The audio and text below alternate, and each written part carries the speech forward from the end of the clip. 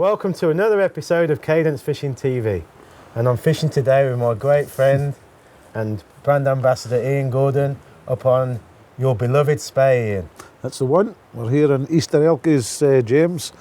The scene of my first sea trout on the River Spey. Yep. Way back in 1975, that was. Wow, it's fair to say you know the stretch quite well then. Aye, I fished it a good few times since then as well. So it's a lovely stretch of water. Tell me about it. Some great characters then and now, you know. Everything changes, but so this is the Red Craig pool that we're looking at here, and looking way back down behind me, it goes into a place called Ladies Hoch. And what you've got here is deep water on the far side with a rock ledge that comes off, and there's deep water away down at the tail end of the pool, but there's plenty of room in here. It's more almost like a Norwegian pool. You know, it's a big pool. It is. It's big and long. What would you say we've got on at the moment? So we're fishing, just to set the scene in, it's sort of late spring. It's been a long, hard winter. And what would you say the river's carrying at the moment? So I would say it looks to be about 1'6" to me, something like that here. But it's nice and clear, because generally you get clear water in the springtime, James. Yeah.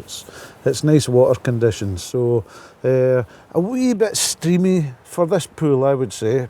Ladies Hoch at the bottom and the neck of the pool up there. That would be two places that I would be kind of targeting at this kind of height. But then we've got the dips up round the corner. They call it the two little dips. So you've got the big dip and the little dip at the top. And then on this side of the river, we've got the Fiddich pool right at the very top. And the heathery isle in between is generally fished from the right bank on the upper Arndilly side. But on low water, we can fish it for this side as well. Well, so we've got quite a few pools to go at, and it'll be great fun learning more about them when we fish them. And we've actually got 3 days, haven't we, on the river we have. Which is really exciting. I can't wait to get stuck in. I mean, initially, I think, wow, you know, I've fished a Spey before, but you just forget how big it is and how powerful it is. You're saying there's just 1.5 foot on, you know, to me that looks like it's raging. In flood, but no. It's an intimidating river, isn't it? For some people it is, James, you know, for some. But generally speaking, you're not having to wade, and the banks are well kept, it's well gillied all up and down the length of the river. And you're not having to wade in too far in most of the pools, you know, but there are one or two pools that are really tricky further up. Wester Elchies, the Rhine, for instance, that's a really bouldery pool. Great spring pool, fantastic spring pool because of that. Yeah. But generally speaking, it's a gravel bottom, you know, and fairly easy wading. Well, it's a lovely beat, and obviously it's a Sunday, so it's kind of changeover day, isn't it? It is. And we've spent a bit of time setting our rods up, picking some flies that you quite fancy, that look fantastic. So I think we'll probably spend a bit of time looking at the gear that we're going to use as well. Yep, sure. But I'll tell you what, first of all, let's just have another little slurp of this. I've got hardly any left already. So this is the whiskey from Easter Elchies, isn't it? So this is it. This is the Easter Elchies' own whiskey, and that comes with the beat. So whenever anyone takes the beat here, they're always left a nice bottle to start off the Monday morning. Touch. It's a great touch. I've got to tell you, I'm enjoying just having a little wee dram of that. That's right, as long as it's not too little and wee. Well, we'll have to make sure we leave some more for the other days as well. Cheers, Ian. Great to meet up with you again. Cheers, Pally. Yeah. We'll have some fun, for sure. And a fish or two.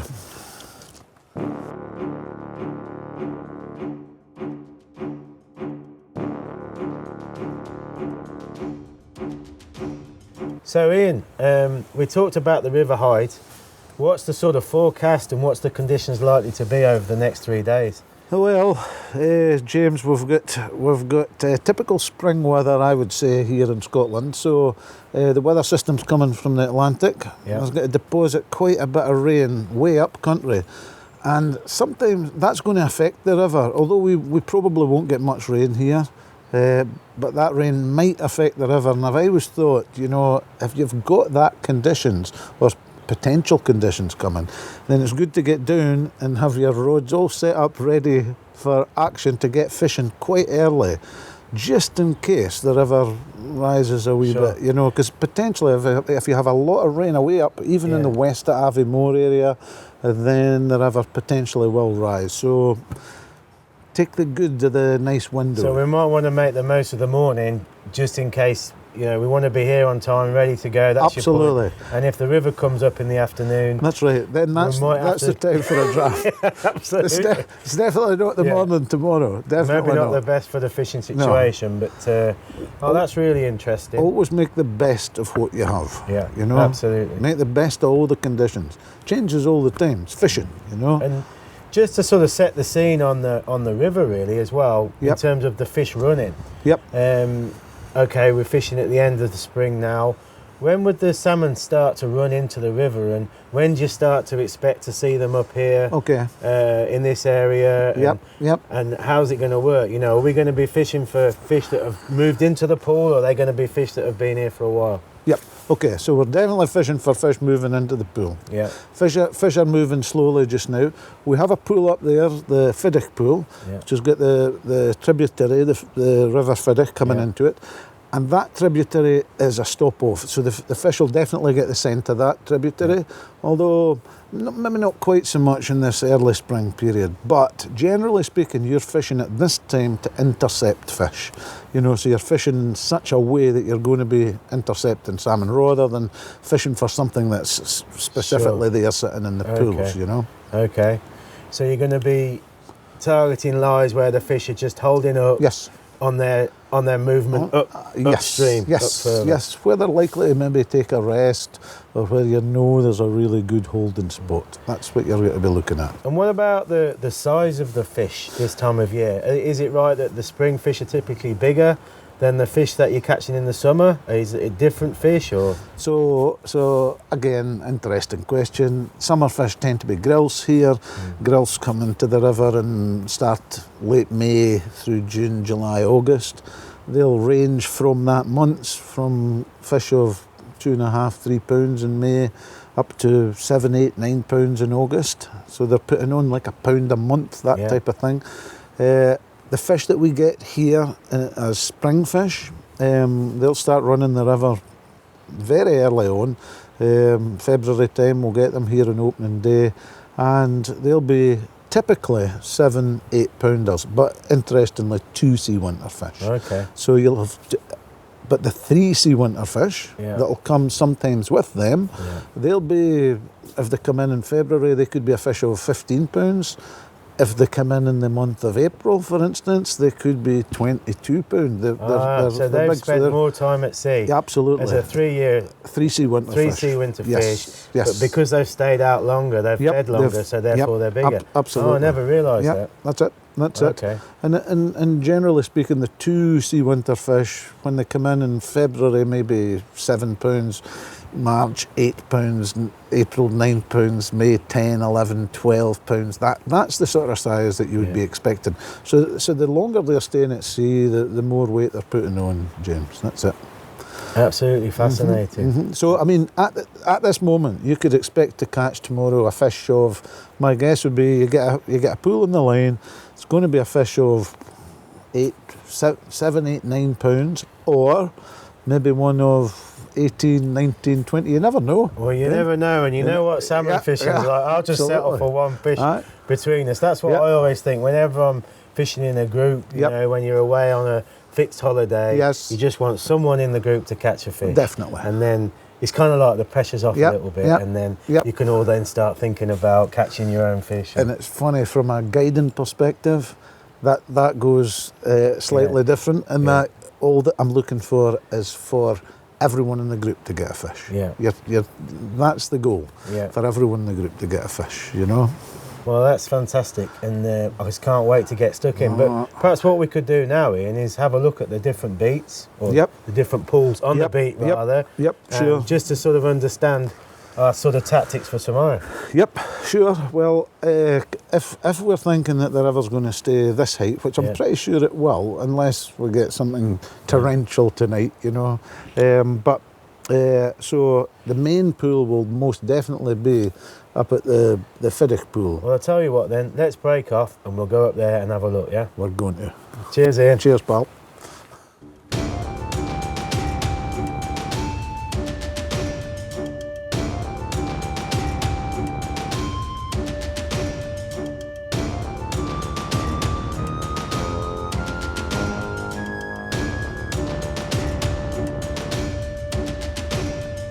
Okay then, Ian. So this isn't the top pool, it's the second pool. There's the boat pool at the top. Yep, that's it. And this is the famous Fiddick pool. Very famous Fiddick pool. And this is the one you were talking about. Yes, yes. And named so because of the burn that comes in over there. Yep. That's the Fiddick burn. The very one. Yep. And that's from the famous whiskey Glenfiddich. Glenfiddich. So when you're drinking Glenfiddich, yeah, that's the burn that runs past it. They use the water for cooling the stills. Yep. Cool. And you mentioned that this could be a prime pool for us tomorrow. Yep. The Fiddick pool here, James, is a cracking typical Spey pool. So, I mean, we've got the river probably about 2 feet now. Yeah. I would have thought. It's got a wee bit of rise going on, but basically we've got the neck of the pool up in here, all the way right down to about where the Fiddick mouth comes in there. Then we've got the kind of middle of the pool. And then the tail of the pool's out of view down there. I mean, it's probably 400 yards long. It's a massive pool. It's a massive long pool. But what it's got really good potential for fishing in high water. Yeah. And in low water up here. Well, so you can see because the river's kind of sweeping over to that bank. And it's a big We've long got slower sweep. water over here. Yep. And then absolutely over towards that far bank. So basically, if you think about it this way, with the way that the river runs here, so in very low water you'd be fishing down that far side. Sure. All the current would be to the far side, and it would be dead from the middle to this side. So now that we've got high water, we're fishing from the middle to this side. Yeah. Yep.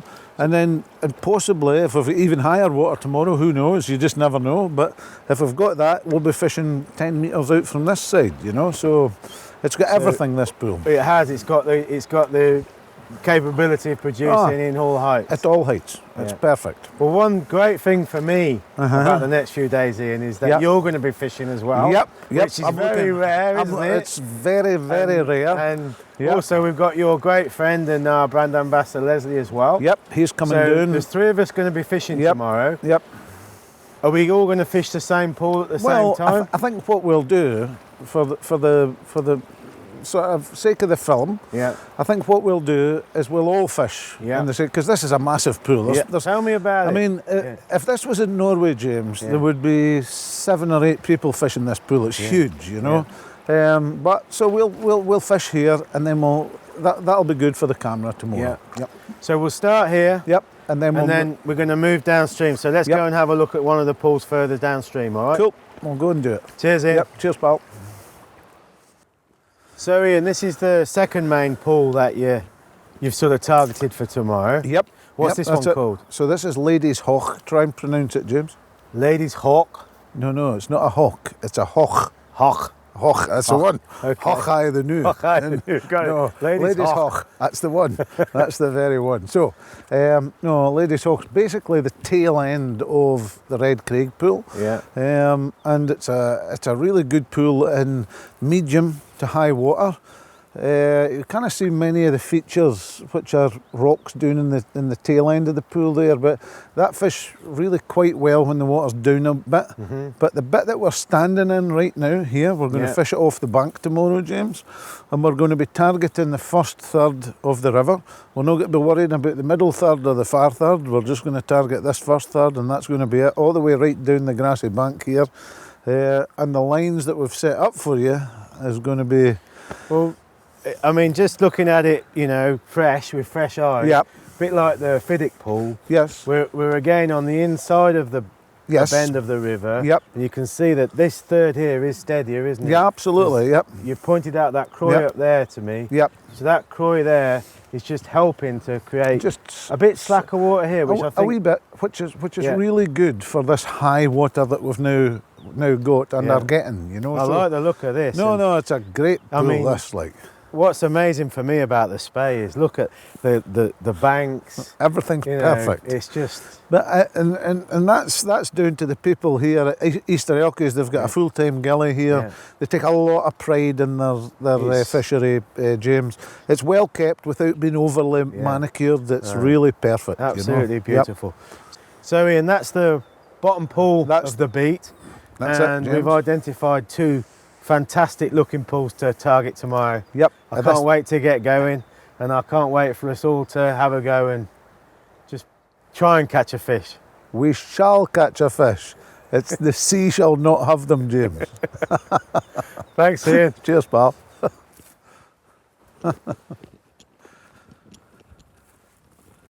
Right then, Ian. Let's just look at the 2 setups that I've got for tomorrow. Yep. You've advised me on the rods and lines that I need to be using.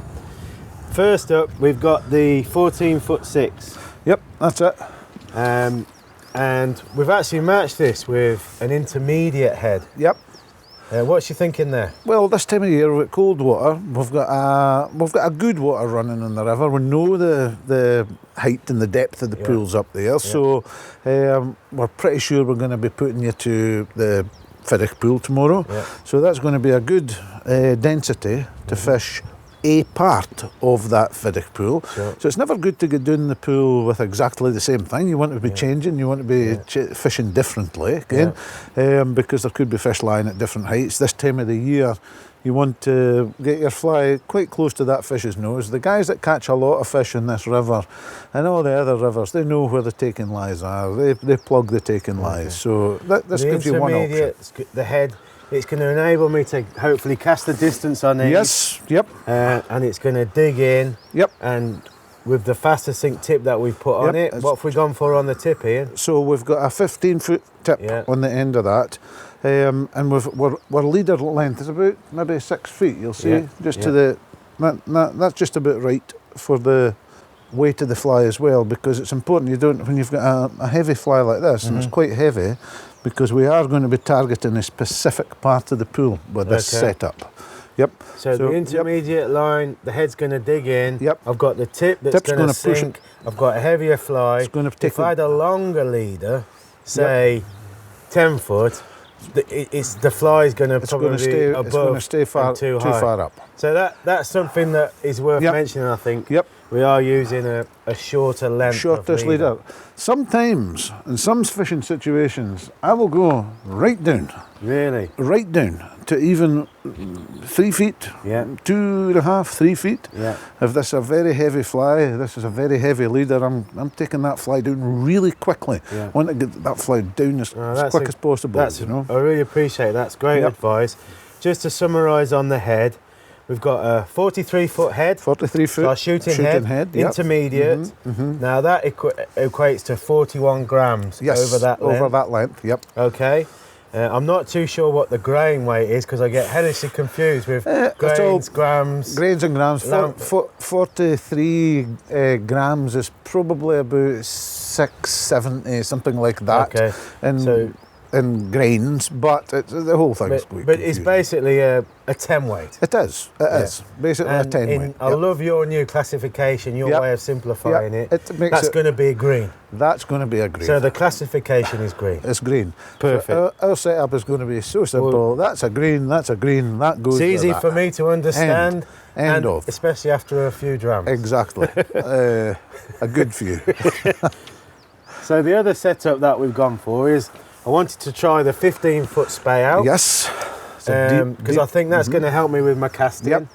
And I've actually gone for a Skagit line on this. So just want to explain a bit about a Skagit. Okay. So you've got like a 28-foot head on that. Yeah. On that particular one. It's a very short head. Yeah. It's holding a lot of weight in the head. That's going to have the ability to turn over not only very heavy flies, should you want a heavy fly, but very heavy tip. So in this one you've got something like a T14, which is going to go down 7 inches per second, something in that sort of value. Yeah. And it's going to be able to cope well with very heavy flies, should you want to. This time you're not. Yeah. We're fishing this for a slightly different reason. We're fishing it on this rod. Yeah. It's a nice deep loading rod. Yeah. It's a spey rod. It's been designed for a spey rod, which a very good spey rod is going to cope with this Skagit line really, really well. So the way I understand it, where I've got a pool, perhaps a bit deeper pool, where the water's a bit more fierce, this is going to enable me to get my fly that little bit further down. Yes. If you're not, for me, the secret with this is don't think you're going to take in a big, wide swing, James. No. You're fishing a part of the pool. Yeah. That's it. You fish one part of the pool, and that's you. I'm focusing on that line. Yes. Okay, brilliant. It's been very specific. Thanks for that, Ian. No problem. Just to summarise as well, that's the green setup. That's the green setup. So that's like a 10-weight setup. That's a 10-weight setup. Yep. Couldn't be simpler. Very simple. Cheers, Ian. Pleasure, James. No trouble at all.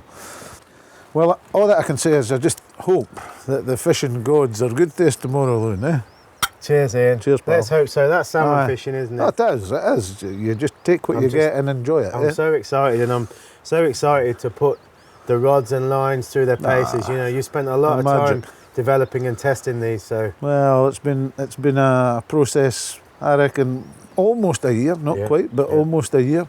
And we've really put them through the paces last year. We've got some really nice fish on them. We've overloaded the blank, we've underloaded the blank, we've done everything that we can possibly do with that blank, so all's good, pal. Well, thanks a lot. And I'm looking forward to tomorrow. Perfect. Cheers, mate. Let's look at salmon flies, Ian, and in particular, flies for the spring. Yep. Can you pick us 3 of your favourite flies that you'd be using, you know, if you were out for spring fishing today? Yep, for sure. So many good ones in here, James, but yeah, if I'm picking 3, the first one in the spring, it's not the best example in the world, but it's the colours I'm looking at here. This is a Tosh. It's a yellow and black. This one's tied in a Waddington shank. Yeah, so that's not actually a tube, is it? It's not a tube. It's not a tube. It's a very slim shank. And if you look at how slim that is, yellow and black, and you think about one of the other flies I'm going to speak about in a minute, it's a slim pattern, but yellow and black, very, very good for the springtime. And just on that, I guess that fly is going to be quite mobile in the water, isn't it? It is. It's going to move around. It's not got too much weight in it. Richard Waddington was way before his time. He wrote a fantastic book on salmon fishing and stayed just up the valley there, actually. Fantastic. Way before his time. Yellow, black. Okay. Spring colours. Yeah. However, this one here is one that I really like. It's one of my own patterns, and I catch a lot of spring salmon on this. And not only spring salmon, but salmon when the water's cold. Okay. In all countries. I've never known a country that doesn't work. It's a really, really good pattern. It's quite sort of in your face. There's a lot going on. There's a lot going on in it. You've got Amherst pheasant in it, but the predominant thing in that fly is yellow. And then you have this bright blue overhackle. Really fantastic fly. And is that a weighted fly? I can't tell from here. It is. It's got a little bit of weight in it. Turn it around there, you can see that that's tied in a copper tube. Okay. So if you've got heavy water conditions, copper tubes are good because it takes the fly down it's going to just get it down to the fish. Yep. Or a tungsten cone. Yeah. Something like that on the front. But if you're fishing the seam far out in the river and you want this fly to go down quickly, then that's a really, really good thing. A copper tube. Just a general observation here. Yep. All the flies you're showing us here are quite big, aren't they? Yes. And is that required in the spring? Generally speaking, I mean, well, we're talking generally. Salmon will take it. There's always an exception to the rule, but generally speaking, yes. I would say if I'm starting fishing early spring, I'm going to not be smaller than that fly there. I mean, if I look at the length of it, between my fingers there, it's 2.5 inches. That's a male 2.5 inches. And so and that's going to have some action as well, with all those materials. Absolutely, aye. So that's one that I do really well with. I like the look of that one. It's a cracking fly. And the other one and we can fish it in different ways. Now this monkey, so that's like a Scandinavian pattern. Yeah.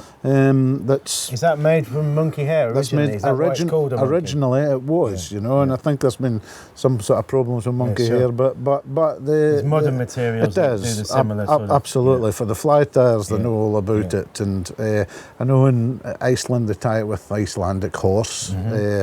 But basically, again, if you look at the colour, yellows, blacks for the early spring is always good. Always good. And I quite like, see the thing here, the piece of rubber tubing to hold the hook? That's coloured as well. I quite like that being coloured as well. That can be any colour you like, but I mean, I like it in the green in this. And then, so that's quite big.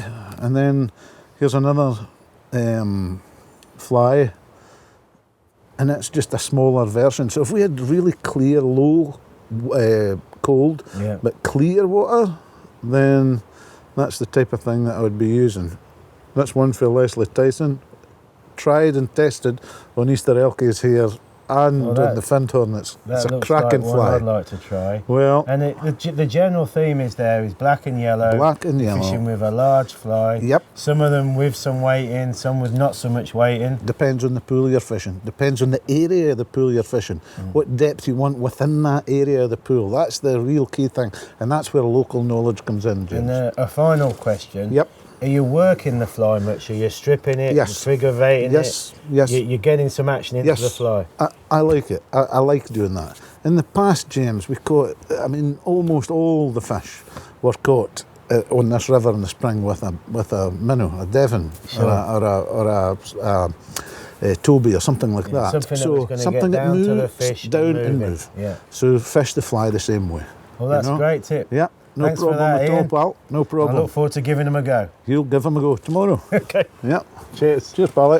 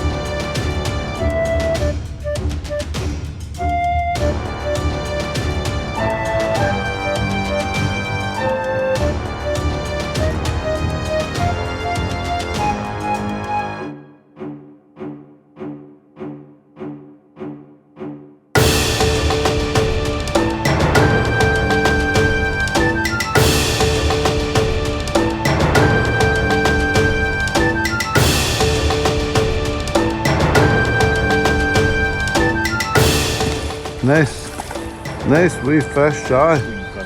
Totally a clean fish without a doubt, James. And you're in the Fiddick pool, Easter Elchies, with that setup we put on the rod last night, eh? Perfect. That was good. Really nice day. Yep.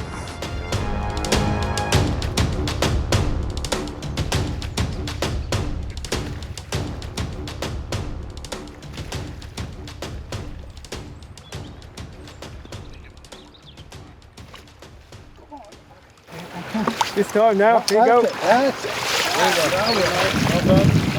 Well done. Nice one, no pressure. That's a good fish. Yeah. Oh, that's a nice fish. Cheers, mate. That's a good fish. Cheers, there. Thanks, Chief.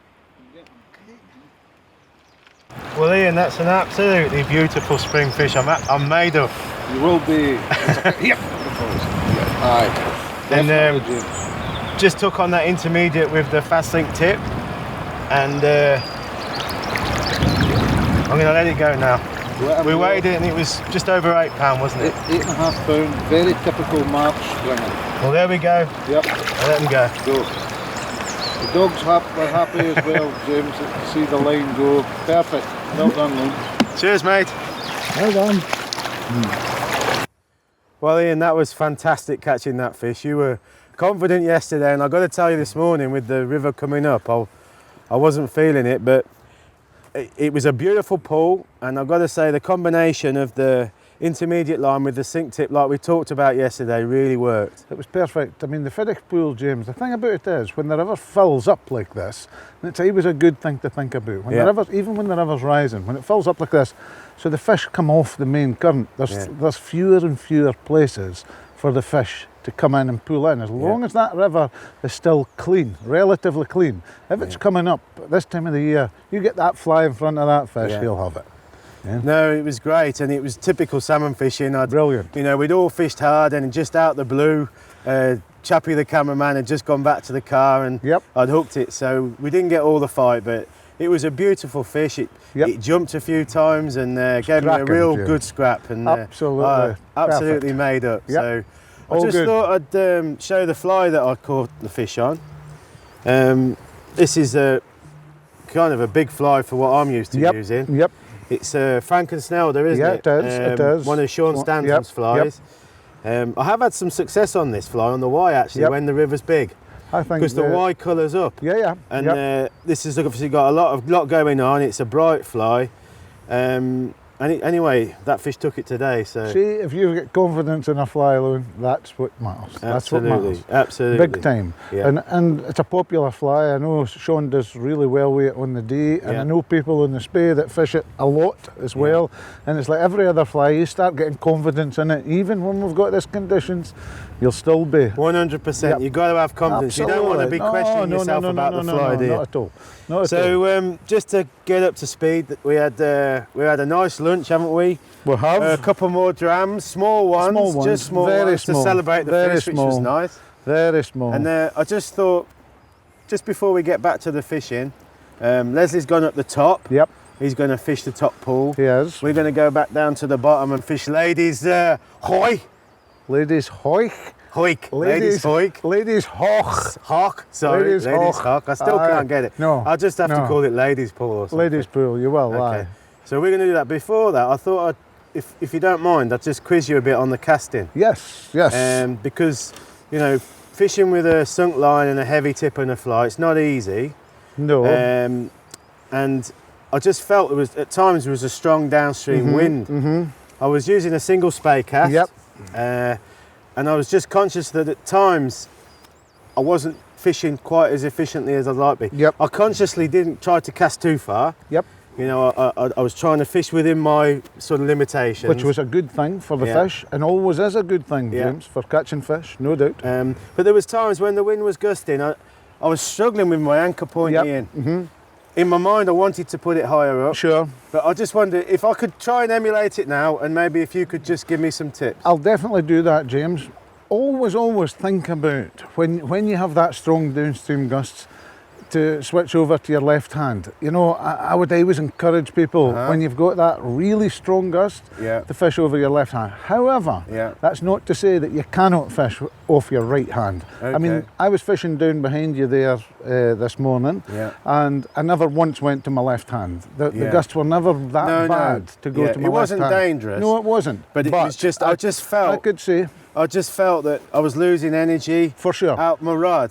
And you've always taught me to bring the rod back in the same plane and go forward in the same plane. And I was just struggling to do that. I was bringing it in low because of the wind. And then I was bringing it up, and that's where I was losing the energy, I think. James, we're going to do it the opposite of that. I'm going to show you something. Do you want to do it, or you show me? You have a cast. All right. I'll just put this rod down. Okay, so you had a strong downstream wind, James. Yeah. So I was having to roll the line out, obviously, because it's quite a heavy tip. It's an intermediate line. And so the heavy I'd fly. roll the line out. Yep. And then make a single spey. And Yep. That was all right. That was okay, but I could see the fly losing the anchor and coming toward you. Yeah. And that was because you're taking the rod just off that flat plane. Okay. So what I would suggest, James, is pick the rod up here slightly slower. Okay. So a nice slow lift. You've got plenty of current to get your line sorted out properly. Yeah. Nice slow lift, and make sure that the line is anchored well up here. But take the rod forward on a much flatter plane. Okay. So take it forward in a flatter plane. Much flatter plane. Right, I see. But don't lose your height on the lift. That gives you a good anchor point. I'll go again then. Okay. So lift. That's it. Again, I wasn't high enough, was I? You weren't high enough, and it was again for me. The problem came at the beginning of that cast because you lifted the rod too quickly, which meant that you didn't have enough line anchored on the water down there to load the rod on the way round. Okay. I'll try again. So lift the rod much slower on your. I'm still going to roll it out. Aye. So lift the rod slower now. Slower, and then go into your cut. That's it. Now you're good. Yep. That's it. That did feel better because the anchor was away from me. Because you lifted the rod slower, you had more line in the water, which loaded the rod more on the way back. Got you. And it keeps everything under tension. Okay. So it connects. That's a brilliant tip. So I'm bringing it back too quick, basically. Lifting the rod too quick. Let's go again. Just one more and then. Lifting the rod too quick. So nice and slow. Get to that. Now go for it. That's it. And low. Yeah, that's the one. Yep. It's perfect. If you could just demonstrate it perfectly, but that definitely helped, Ian. Yep. The key point being that this lift is to bring the rod to exactly the right point. Look, I'm keeping it moving, but now I can really pull the rod low. Yeah. Yeah. Yep. Yeah. I've got plenty of line remaining on the water there to bend the rod in that area. Boom. And I keep the rod really, really low. Really. Yep. So you're making the rod's doing it for you, isn't it? Yeah. So basically what I'm not doing is coming here and moving into this plane. Yeah. Because that's going to let the wind take a hold of the thing. So I go forward on that flat plane. There. Beautiful. Then I have no trouble at all. But the secret, as you rightly pointed out, was the anchor point. It has to be further upstream. The control for that comes at the beginning of the swing. Here. Now it's perfect. Perfect. Beautiful. Yep. Thanks, Ian. No I'm problem. going to practice that and let's go and have another go. And you never know. The river's getting high, but you just never know, do you? I reckon we'll nail one down at the Ladies' Hawk. We'll see. What do you think? Got to keep rolling the dice, yeah? Keep rolling it. Keep the flea in the water, as they say. Keep the flea in the water. Cheers, Ian. No problemo, pal. No problem.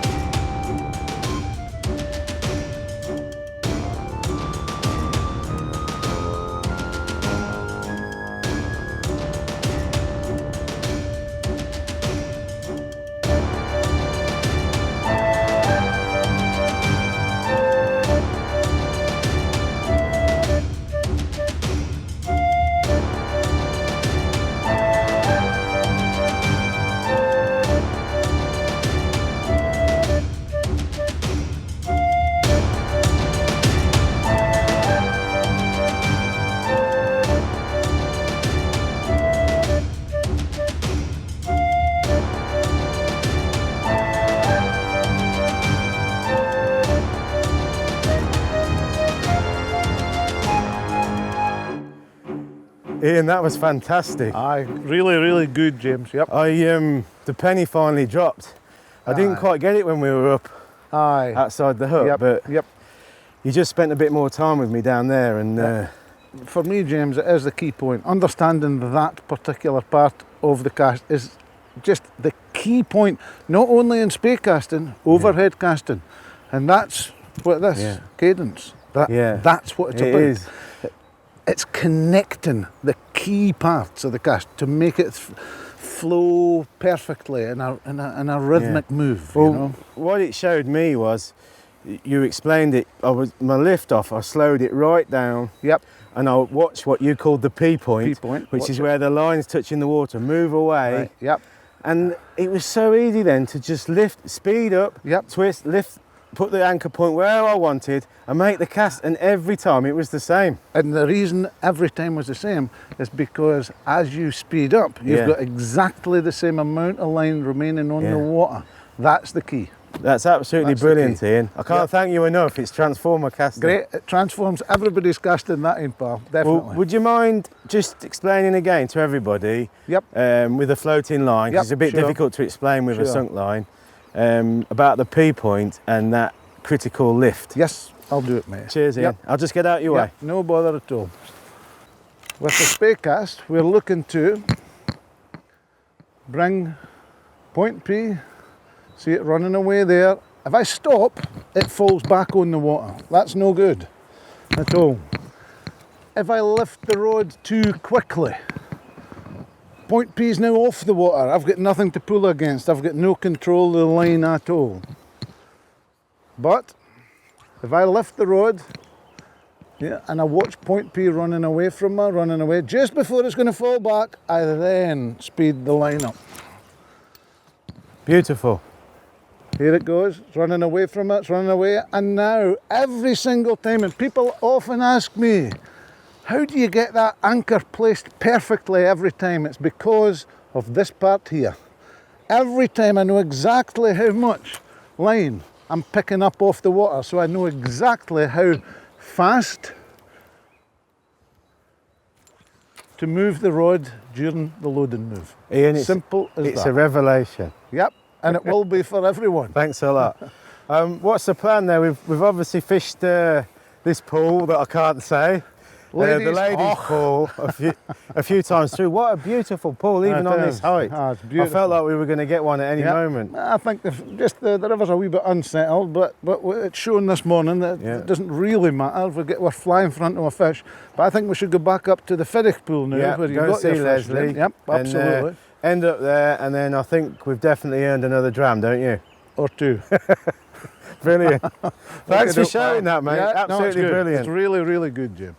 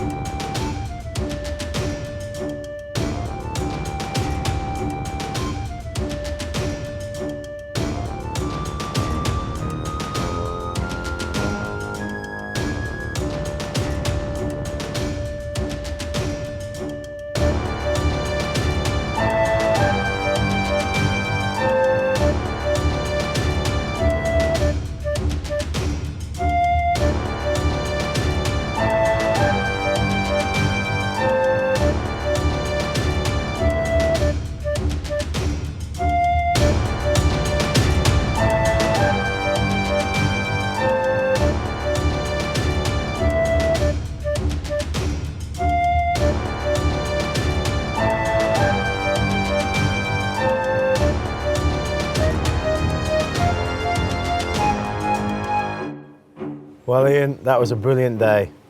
Thoroughly enjoyed it. Great, James. Really, really good day. Under conditions, but lovely place. Fantastic. It's a beautiful beat, and we were a bit unlucky with the river coming up. It's actually just started to drop back down again and settle down a bit, isn't it? It is, and it's kind of witchy now, but you never know. Tomorrow's another day. Well, we're so fortunate that we've got 2 more days, that's absolutely fantastic. Leslie's still fishing up the top. Leslie will be there till tomorrow morning, I would think. Aye. And we had a good crack up there, a good go. Yep. And it was really nice that the fishery owner Callum's lads came down, James and Thomas. Absolutely. And you were able to give them a few tips, and that was fantastic to see. It's great.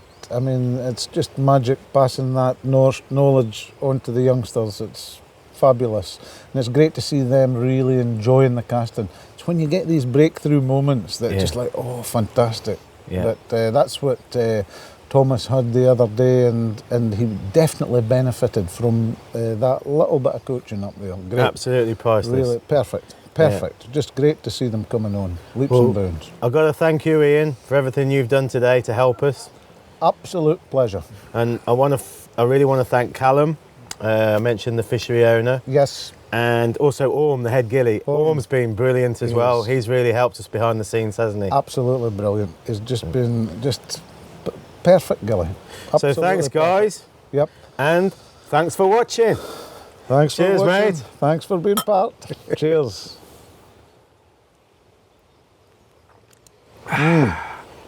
No half bad, that. It's a good dram, isn't it? It is. Easter Elchies. Easter Elchies. We're putting a bit of a dent in it. Yeah. We have put a wee bit of a dent in it.